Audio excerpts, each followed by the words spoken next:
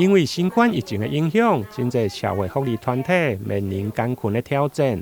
台南市如意西主会甲春暉西主会共同发起狮子老公公圣诞送礼到美善的活动。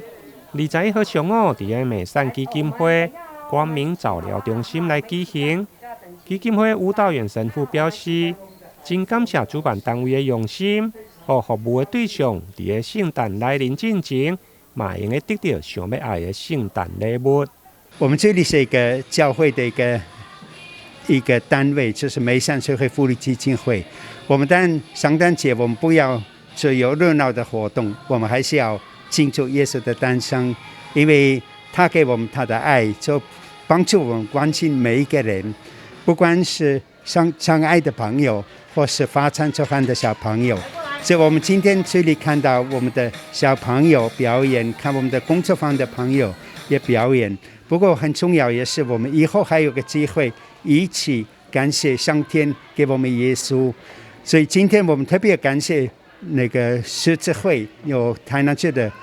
各地方的狮子会来支持我们，给我们的朋友送礼物，有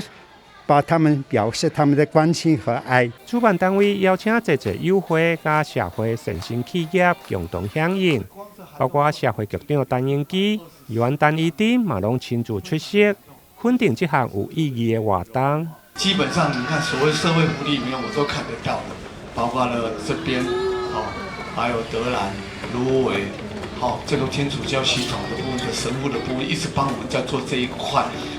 弱势小朋友的部分。尤其早疗的部分，基本上早疗的部分它有黄金时段，刚才有讲时段班的，还有个常态班的，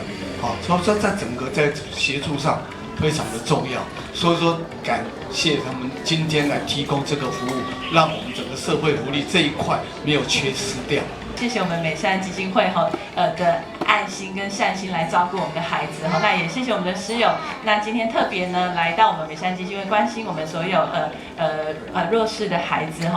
那也希望说这样子爱可以绵绵不绝的一直传递下去可以抛砖引玉，让更多人可以加入这样子有爱心善心的行列。送礼物给小朋友，我觉得我们小时候都喜欢收到礼物嘛，尤其是圣诞礼物。刚刚局长有说嘛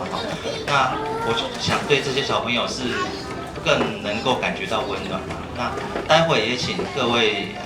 理会的师友，大家一起来，然后上台来送个礼物给小朋友。伊个公民早疗班甲时段班幼童的圣诞表演，吴神父表示，其实这群心智障碍的幼童，拢要经过职能治疗师长时间的训练。